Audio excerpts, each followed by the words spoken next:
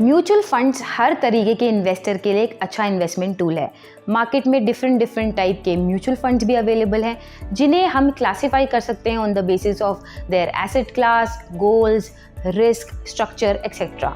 Mutual funds में एक plus point ये भी होता है कि जो इन्वेस्टर होता है उसके पास एक काफ़ी डाइवर्स रेंज ऑफ सेक्टर्स और इंडस्ट्रीज अवेलेबल होती हैं जिसमें वो पैसे लगा सकते हैं।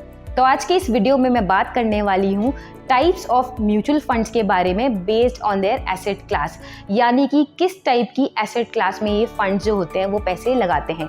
तो let's start the video, but before that अगर आपने हमें अभी तक सब्सक्राइब नहीं करा है तो जल्दी से सब्सक्राइब बटन को दबाएं और नोटिफिकेशंस को भी ऑन करें। नंबर 1 पर आता है इक्विटी फंड्स। इक्विटी फंड्स जो होते हैं उसमें कंपनी शेयर्स में पैसे डाले जाते हैं। इसमें जो रिटर्न्स होते हैं वो टोटली डिपेंडेंट होते हैं कि स्टॉक मार्केट कैसा परफॉर्म कर रही है। इवन दो इसमें काफ़ी हाई रिटर्न्स मिलते हैं, पर इसमें जो रिस्क है वो भी काफ़ी हाई होता है। इक्विटी फंड्स के अंडर आते हैं large cap, mid cap, small cap, ELSS and focus funds.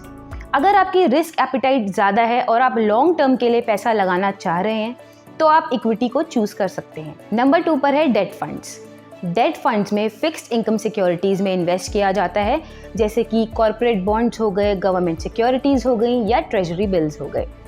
इसमें आपको स्टेबिलिटी भी काफ़ी ज़्यादा मिलती है और एक रेगुलर इनकम भी मिलती है, यानी कि मिनिमम रिस्क मिलता है और मोर गेन मिलता है।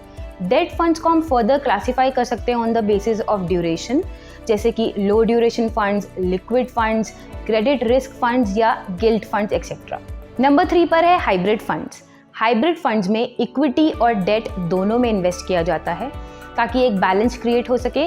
साथ ही इसमें इन्वेस्टमेंट रेशियो में भी ऑप्शन होता है कि आप उसको फिक्स रखना चाहते हैं कि आप उसको फ्लेक्सिबल रखना चाहते हैं, पर ये जो होता है वो डिपेंडेंट होता है फंड हाउस पर। हाइब्रिड फंड्स में बेसिकली आप मल्टी एसेट भी चूज़ कर सकते हैं, आप अग्रेसिव अप्रोच भी चूज़ कर सकते हैं और आप एक बैलेंस अप्रोच भी चूज़ कर सकते हैं। मल्टी एसेट में आपको minimum at least 3 different types of assets में अपने पैसे को लगाना पड़ता है। नंबर 4 पर है सोल्यूशन ओरिएंटेड फंड्स। जैसे कि इसका नाम सजेस्ट कर रहा है, सोल्यूशन ओरिएंटेड फंड्स जो होते हैं वो एक स्पेसिफिक गोल के लिए होते हैं, जैसे बच्चे की पढ़ाई है या आपको शादी के लिए पैसे सेव करने हैं या एजुकेशन के लिए करने हैं। तो इसमें स्पेसिफिक गोल सिलेक्टेड होता है जिसमें आपको स्कीम्स मिलती हैं, आप उसमें इन्वेस्ट कर सकते हैं। इसमें मिनिमम 5 इयर्स का लॉक इन पीरियड होता है, तो आपको अपना पैसा 5 साल के लिए मिनिमम इसमें लगाना पड़ता है। नंबर 5 पर आता है इंडेक्स फंड्स।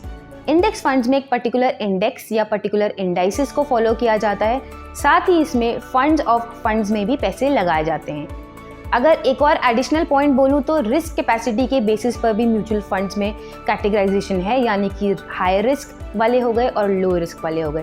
तो अगर आपकी रिस्क कैपेसिटी ज़्यादा है तो आप हाई रिस्क वाले फंड्स में पैसे लगा सकते हैं, और अगर आपकी रिस्क कैपेसिटी कम है तो आप लो रिस्क कैपेसिटी वाले फंड्स में भी पैसे लगा सकते हैं।